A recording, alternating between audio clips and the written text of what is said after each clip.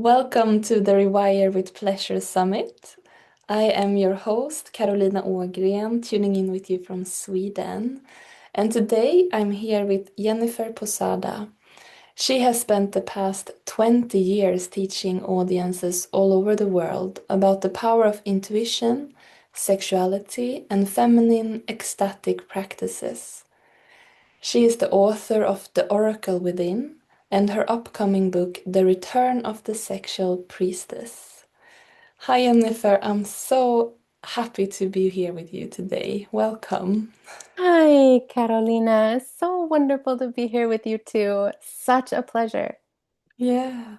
Where in the world are you right I now? am on an island off the coast of Washington State in the United States. Ah, beautiful. It is. Yeah. I'd love to start off just hearing a little bit of how your journey has been into this field of sexuality and pleasure. Yeah, wonderful. I'd love to talk about that. So much begins for me. Really, I was born into this work. And what I mean is that from my earliest years, I remembered why I was here, and I remembered past lives. And more importantly than all of that, I felt that love was behind all things. And because of that, I felt that love was what I was made up of. And so I loved myself. And when I looked around at the adults who were teaching me wrong from right and look both ways before you cross the street, I saw that they didn't have that self love that I could feel inside that felt magical. And so I knew why I was here from my tiniest years. And I essentially, what has marked my path are big, important visions Mm. throughout my story. So, what I mean is, when I first went to Delphi or Delphi in Greece, I remembered being a nymph. And that opened up a whole world of just a whole world of possibilities and teachings for me. But when I was very, very little, I had my first experience at about 6 years old of finding what people would call the Akashic Records. I didn't had never even heard of it. I was a tiny child, but I went to the place where all the information in the universe is stored. It's not a location, it's just a way to sort of um, tap into that memory or intelligence. Mm. It kind of showed itself like a place to me. And the thing that struck me most was the love that was present in all of it. And so when it comes to sexuality, the most important turning point for me, because obviously that didn't really start as in my childhood. When I was 19 or 20, I had a vision and message in a bath I took at in a hotel room, and I remembered being a sexual priestess. That's the title I decided to give it at the time. And I Mm. was told that no matter what I had experienced, it was, in any sexual encounter I'd had, there was to be no shame at all about it because it was perfect and meant to be. Not that I had to feel perfect about it, but that I need not feel that some of them were not acceptable or sacred. And that wasn't addressing violations. They were just talking about like chosen sexual experiences.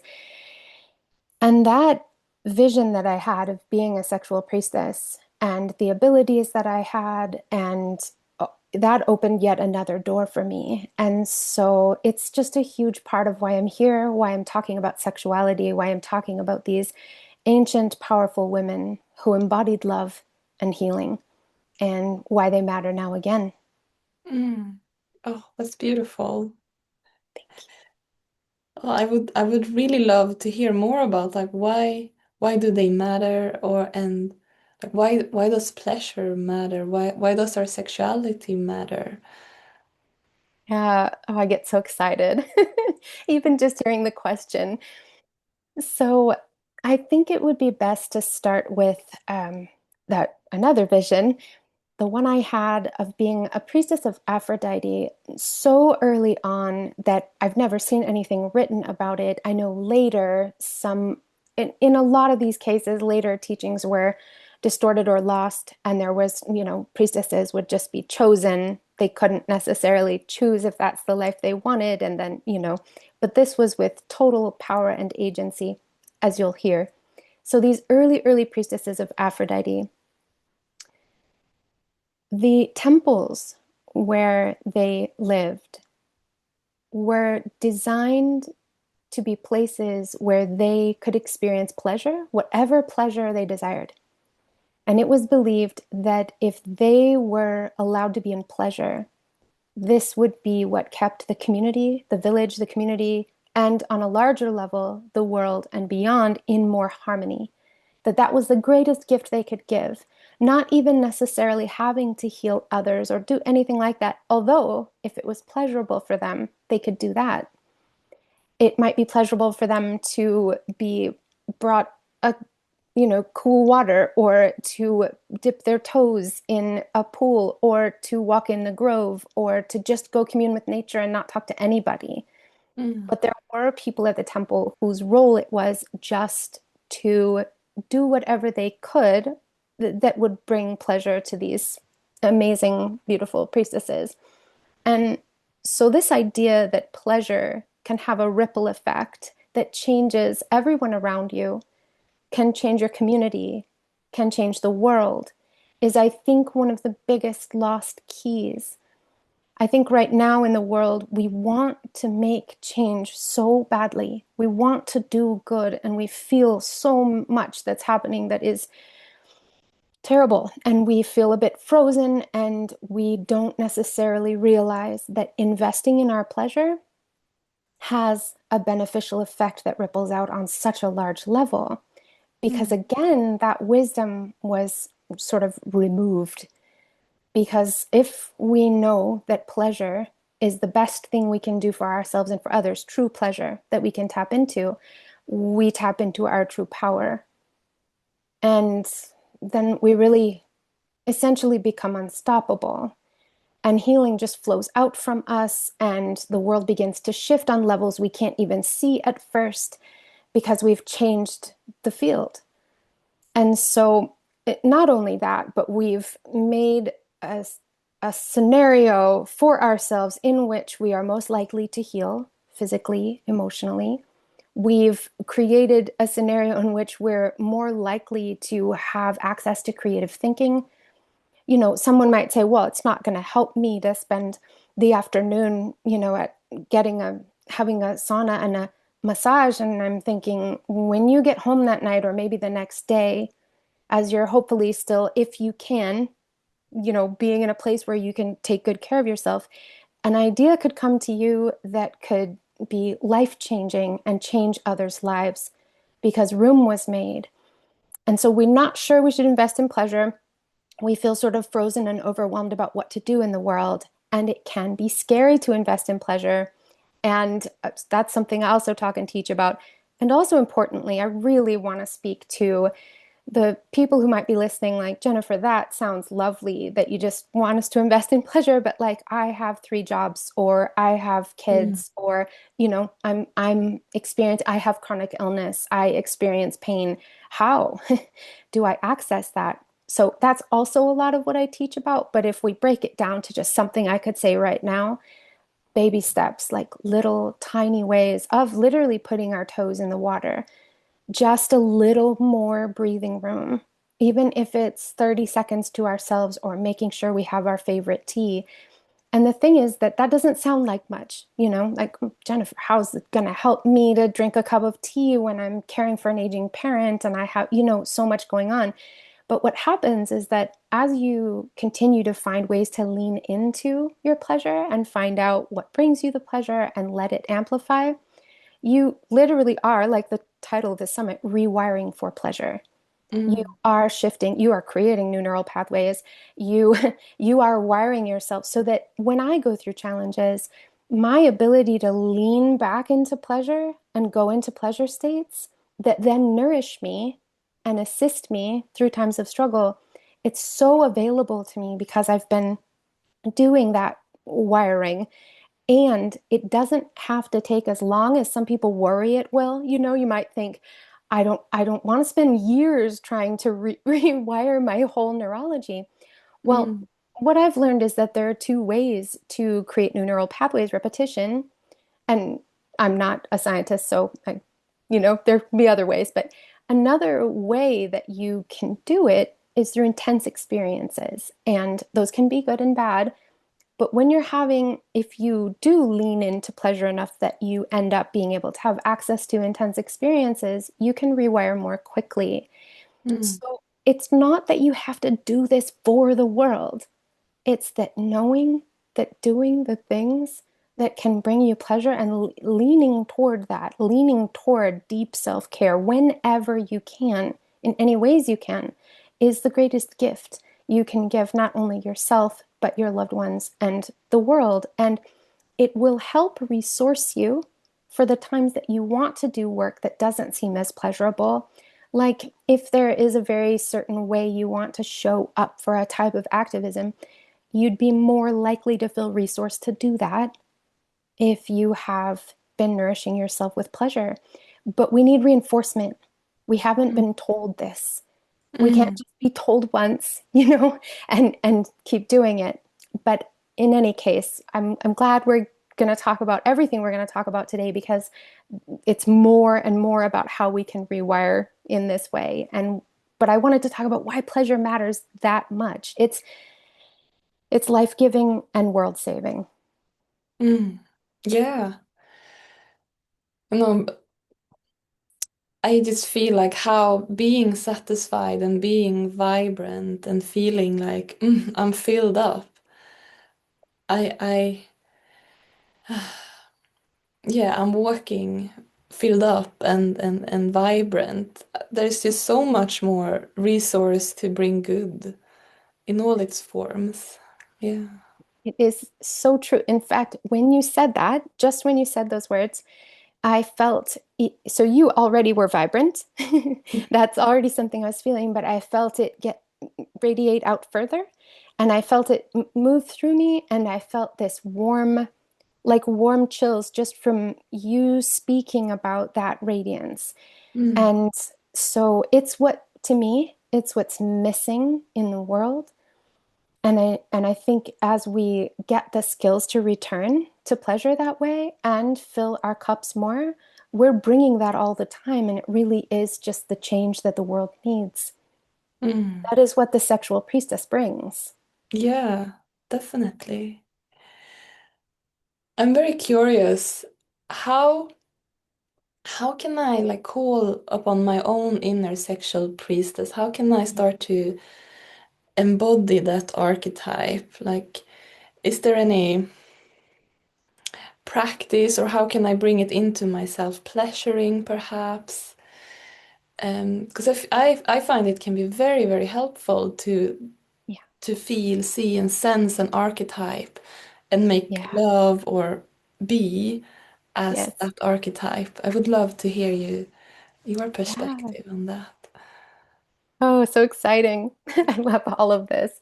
Mm, Um, I firstly want to say that I know that being radiant and nourished is not just the domain of the sexual priestess, and that gender doesn't have to be the total deciding factor. There can be someone who identifies not as female who also identifies as a sexual priestess or feels like they have memories of that from the past or who loves this work because they would like to experience the loving radiance of a sexual priestess in their lives. So there's room for everyone here in various ways. This being of the sexual priestess, so the like very small nutshell before I answer your question, these women, ancient, we're going way back. So when they had full agency and power, were the embodiments of love. They were the leaders. They had the most power because they were embodiments of love. they could never abuse power. It was literally impossible because that's not real power.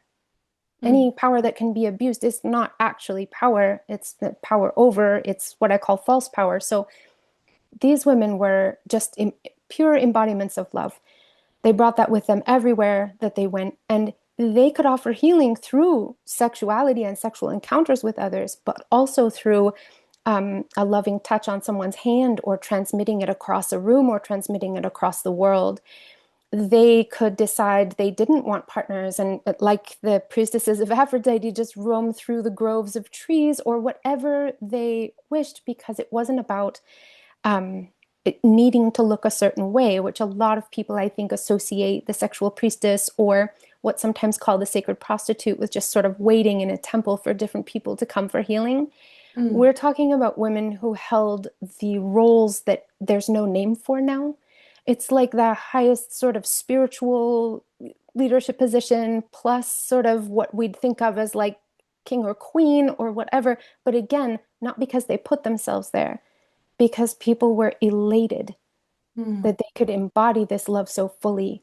And that when they could forget, kind of like with the ancient, very early oracles, if they forgot that they were love, they could be reminded instantly by these presences. And so it's a level of like power and beauty, sort of like with the nymphs that came before them. This is all like rooted in that, that we hardly fully remember, but we have it right inside of us. So back to answering your question, there's a, and of course, I always have to honor, we mostly forgot through scare tactics and real reasons to be afraid. And so it's courageous to re-enter into any of this work and to be more in our bodies, which is one of the important things about all of this work, right? But also to like revisit this idea of this full cup and this sexual priestess. And that's why safety, just like with any, sexually healing experiences, is so paramount. That's why when we put our toes in the water, it might not just be because we only have a little time before the kids have to wake up or whatever. It's also because we're saying, oh, this is safe. A little bit of pleasure is safe. Or if we're already, like bliss bunnies, oh, more would be safe. We can explore further. So, in answer to your question, aside from being able to experience any kind of pleasurable embodiment, it's largely about inner direction. And so that's why intuition and sexuality can be so connected because a sexual priestess is in touch with, okay, what feels good now? What would feel good now? Do mm, I, what would help create more of the space for me to feel safe, fully radiating the love and the ecstasy that I'm experiencing? Would that be on my own self-pleasuring with a partner, but not that other partner yet? Or would that be only in the sacred grove under the trees? Would it be more like that? But where is that space where that voice that comes can say, it's try this or lean into that, or, only from your own inner direction. And that's what grows as a sexual priestess. And we come to trust it. mm, mm. Yeah, beautiful. I'm hearing that there's a very, like, coming back to the guidance and the natural intuition of the body and being able to s- follow that, say yes to that, and be directed, like allow that power of that intuition to flow through. And I was very touched by how you said that they are beings fully of love, full Hmm. embodiment of love. Yeah. Starting to, wow, how would that be to walk Right. like that? Right. Yeah, yeah, beautiful. I wonder if you could share a little bit about how to move energy in the body and like how energy orgasms can be part of our experience of pleasure. Yes. love to talk about that. Um, Before I even give the framework, one of the things that I love about energy orgasms is that when you can have an orgasm without maybe even touch at all, or just with touch on like your arm, or, I think of energy orgasms as essentially non-traditional orgasms, and I can give some more examples of what does that exactly mean, but Mm. there's something that happens that, like, if there was a part of you that wasn't sure that magic was real, like you wanted some kind of like a larger sense of proof for your body in a way. When you can have orgasms in these ways, it's like a door opens up and it is like an experience of magic. And to me, any orgasm is, and sexual pleasure states, orgasmic states don't have to just be about climax, but any of that can be so magical and powerful. But about energy orgasms, I came to this because I was remembering, I mentioned that I had started to remember many, many years ago, I was 19 maybe, um, being a nymph. And so the nymphs were these, they're thought of as mythological beings, and it's fine if some people would like to just keep thinking of them that way and just take what you want from this, you know? But essentially, from my memories, they were super conscious. They're some of the most enlightened beings I have ever encountered, and I've been talking to beings since I was a little girl, so I've had a lot of experiences. They were omnipresent, omnipotent, just absolutely exquisite, and they lived in what we would call varying states of orgasm all the time. Mm. That was their experience. They were at one with nature. They got so much pleasure from experiencing nature.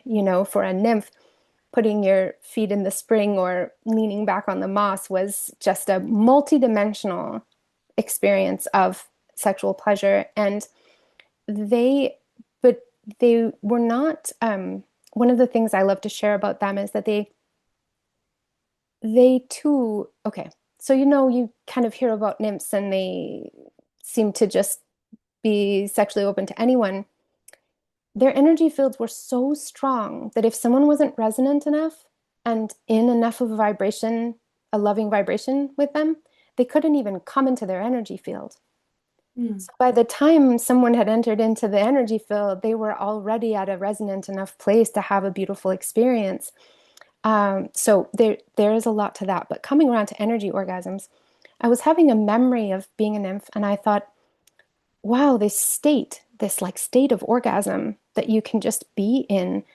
I wonder if I could bring that about in myself like I have in the memories and in this body without it just being specifically sexual pleasure, like not necessarily that, especially not necessarily about genital touch, which is wonderful. I love it, but just to see if I could do it in non-traditional ways, working with like breath and letting erotic energy just build, and also maybe exploring a bit with pelvic floor muscles really gently. And I had to not try to have the energy orgasm in order to have it. I had to just allow the pleasure to build. And then it it tipped over into orgasm. And I kind of describe it like in, The Wizard of Oz, where Dorothy opens the door to Oz and it goes from black and white to color. Mm. I remember the first time I saw that, like the whole movie goes into color. As a child, I was so impacted by that. And it felt like that, like everything had changed from there forward. And so that was many, many years ago. And here are just a few of the applications I love about it. So, when you can have an orgasm, and they've actually done MRI scans on people who can have orgasm without like specific genital stimulation.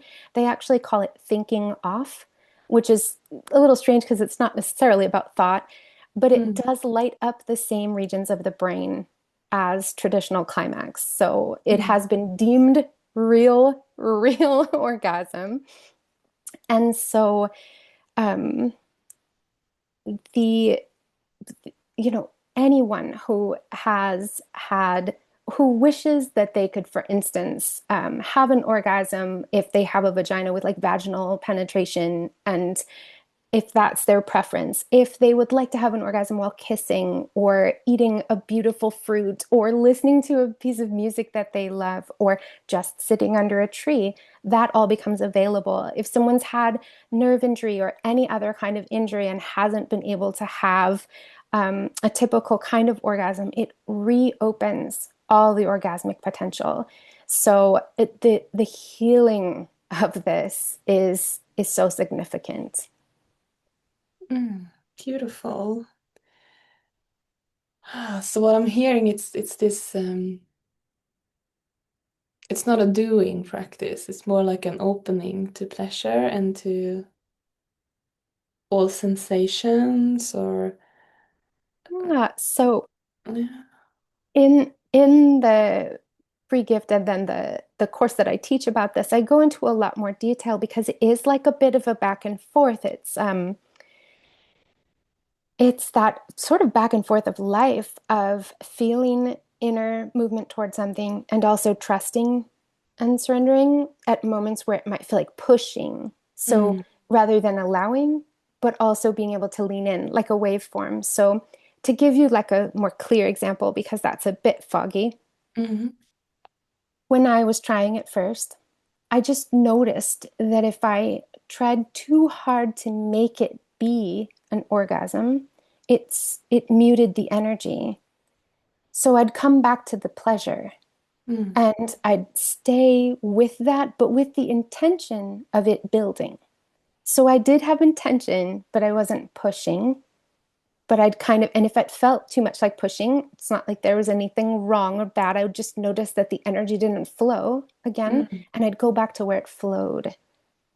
And then eventually that led to it just growing. So there was intention and not pushing both at the same time. mm. Yeah, beautiful. I think that's such a exciting exploration of both relaxation and having the intention and focus there to, yeah, like you said, focus on flow, focus on pleasure, where is the openings. Uh, And yeah, I think that's such a beautiful rewiring from the like performance or pleasure, pressure, yeah, pushing. Yeah, yeah. yeah. And then just also one thing that helps briefly is having something that you're doing that does build the energy Mm, without necessarily, so that you're not just trying to intend pleasure to happen. And then certainly, I mean, it could be any kind of self-pleasuring, and that's fine. And it might not be an energy orgasm if you're just doing a typical experience, but of like climax and touching yourself, and that's beautiful too. But even just moving the pelvic floor muscles, yes, that is a kind of touch. But since we're just looking for like non-traditional orgasm, not just it has to be just you thinking about moving energy and then it happens. But once you get comfortable doing this, you can just think about letting the energy build and have the energy orgasm. That's how you can do it during music or eating a wonderful fruit. yeah, beautiful. And I wonder, I know you have a little guided practice prepared for us today. Can you share Yes. a little bit about what it is and we can go Yeah. into it? Wonderful. So I wanted to combine a bit of that experience of being like a priestess of Aphrodite, whether or not that title fits, um, where your pleasure mattered so Mm, much and was considered a blessing. So being able to just kind of imagine that feeling and then um, bring in some of the like ways that I, in the very beginning, kind of introduced, possibly leading toward an energy orgasm, moving mm, energy and being present with it. And then, but without a lot of pressure to make this a whole deep sexual experience, but pleasurable and with some breathing and then complete. mm. Beautiful. Yeah. Yeah, let's do it. I'm excited. Me too. Mm. Okay. Well, I'm going to start as I always start. by closing my eyes. Please feel free, everyone, to join me if you'd like to, if that would feel good. One of the biggest things I've actually often said, you're welcome if you have your eyes closed to keep them closed as I speak if you'd like, is that really all my teachings come down to is finding what feels right to you and just getting better and better at that. So if it would feel good, if you're in a comfortable place, you might lay back or lean back to relax more. Right now, it feels good to me just to sit up very, very tall. That feels wonderful. And I'm going to notice my body for a moment without any pressure to change anything. I'm just going to notice, how am I doing? How does it feel? What's the quality of the feeling in my body? And then I'm just going to let my pelvis, I'm sitting, melt into the floor.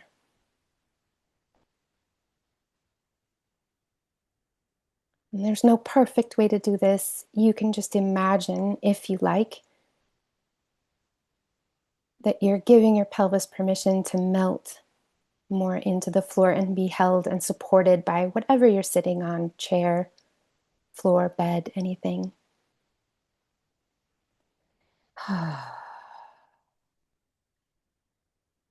So that brought a spontaneous deep breath for me, further letting go of my pelvis. If you would like to have a deep breath, I'll take another one with everyone.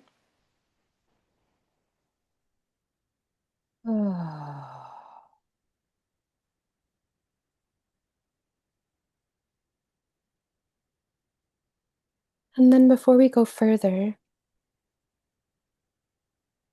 you might like to imagine with this next breath that you're breathing into your pelvis as if there's a flower in your pelvis. And when you breathe in, it blossoms a bit more. And then just breathe out, releasing.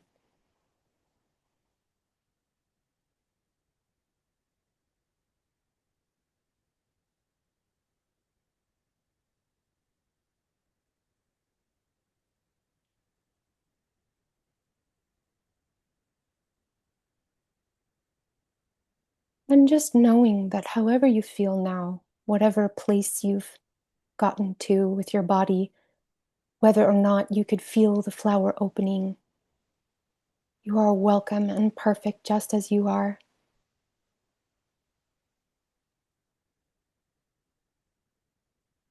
You haven't been doing it wrong. Your body is ready for whatever ends up feeling right in terms of stepping into new levels of your pleasure and fulfillment. I always call it an ever blossoming flower. It keeps growing for me too.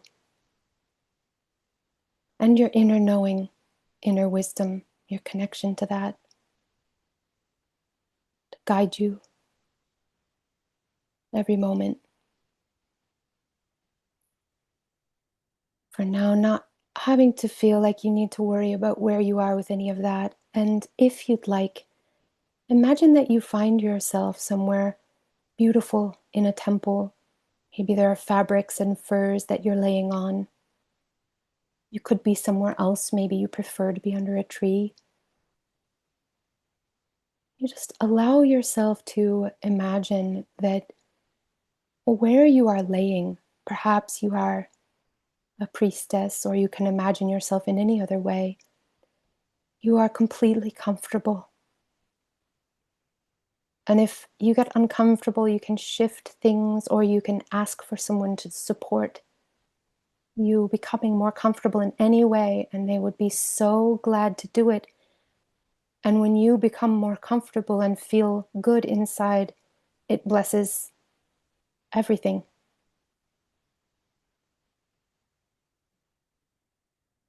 And there's this deep honoring of you feeling good. Maybe you shift a little as you're laying down so that you feel a little more of the silky fabric against your face, or some soft fur or moss. It's just the right temperature. And everything is just as you need it to be so that you can just be with your pleasure. And even if that means that what comes up is grief or anger or other feelings that need to come up, there's room for that too. There's finally space for you to feel what you need to feel, because that is also sacred. It's also going to give you wisdom. It's coming up for healing. And maybe as some of that moves through, you move your toes around in the fur or the moss to comfort yourself a bit.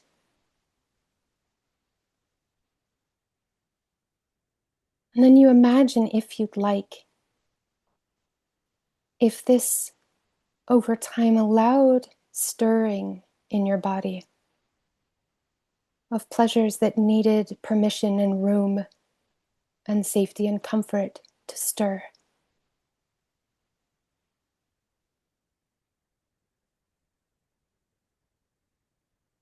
You can have a deep breath if you'd like, and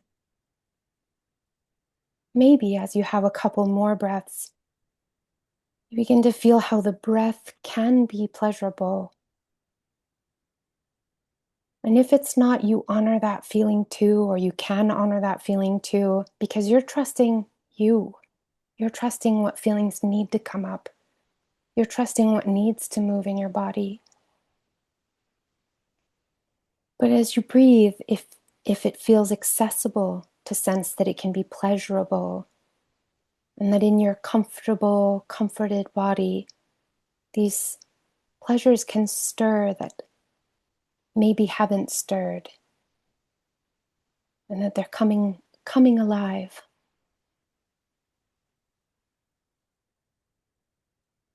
You might imagine it like glowing sparkles of light or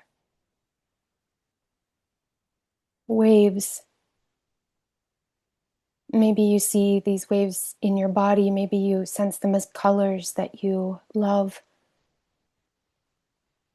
Maybe you feel how these energies make your body feel more at ease, more like healing is possible, more nourished, and maybe even excited.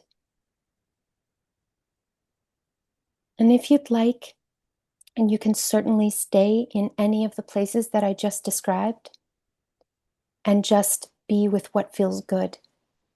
You could be with the grief if that's coming and the comfort. You could be with the pleasure stirring in your body.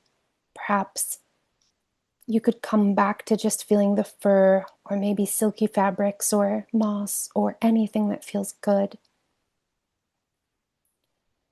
If it feels right to you, you could become more aware of your pelvic area.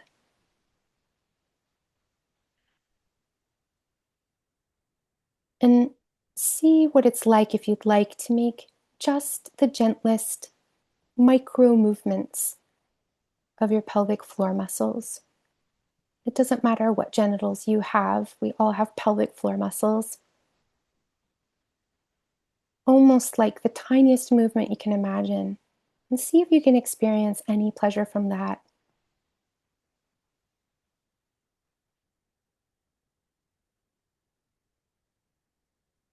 And then if you want to, you can stay with that, or you can just release that focus and see whether that was something you felt good about, or if other things are something you prefer.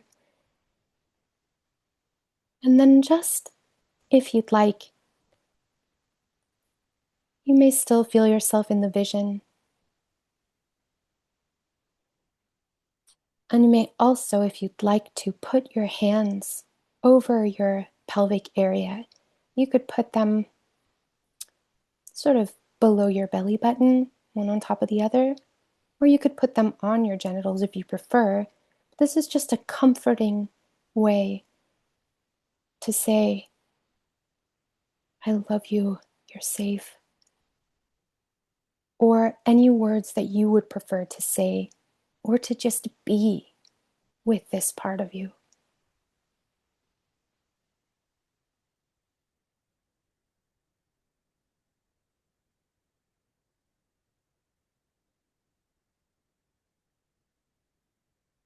And then, if you'd like, you could put one hand up at your heart. And if it feels good, you could just thank yourself for making this time that you're making right now for yourself to access more of this beautiful healing pleasure in your life and more of this innate beauty, wisdom, and power from within you to come forward in ways that be so nourishing for your life and for all that is.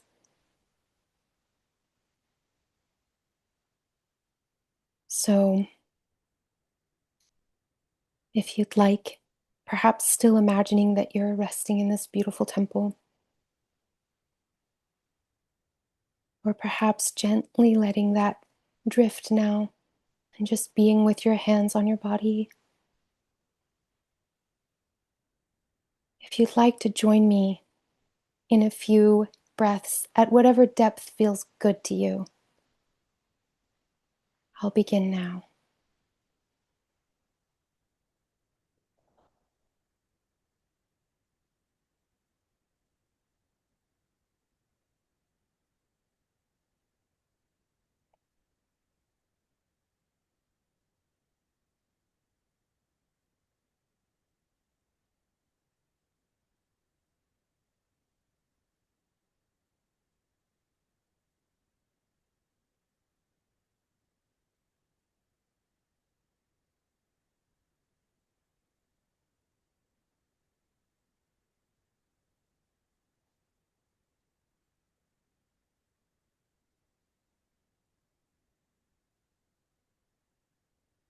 When you're ready, if you'd like, you could release your hands if you've had them on your body. And whenever I've been in a deep space, when I do open my eyes, I like to look down at my hands. I find it comforting or grounding.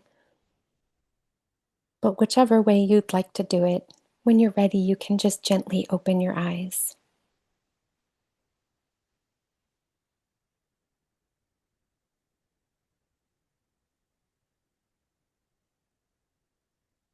Mm. Mm,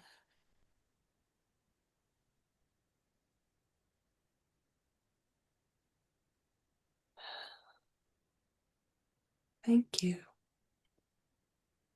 Thank you, Karolina. Mm. Ah, yeah, what a beautiful journey. What a beautiful vision. Oh, I'm so glad you liked it. Yeah. And I was really touched by meeting the sensations in my body and inquiring into how can I invite even more pleasure. Mm.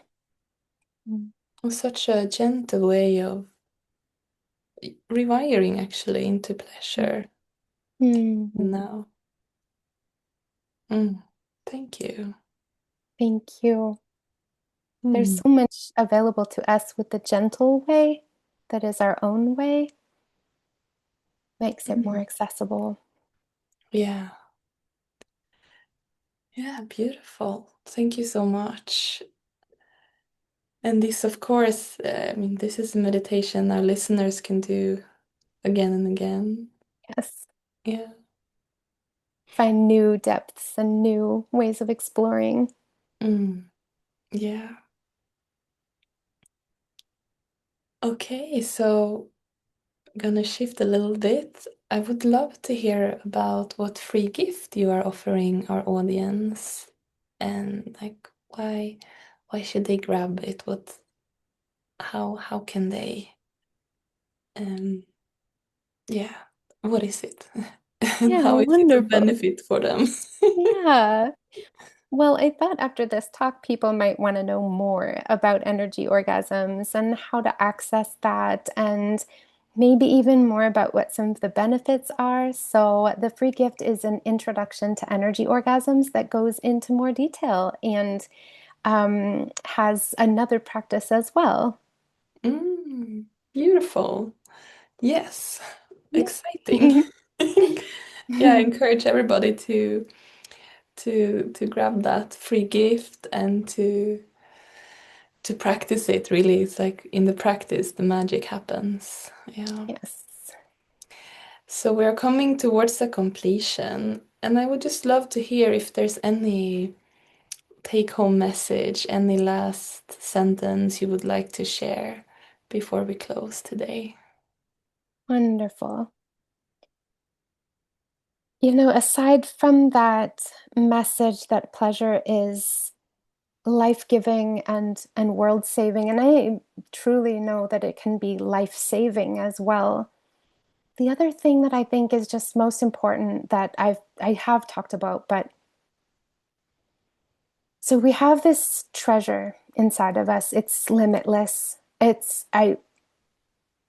Yeah, if I talk about how special it is, I will tear up. It's so amazing and it's inside of us all the time. And it can increase our life force and our capacity to heal physically and on other levels and bring our gifts to life, deep soul gifts, and allow us to give them with more ease and allow us to live with guidance all the time when we need it.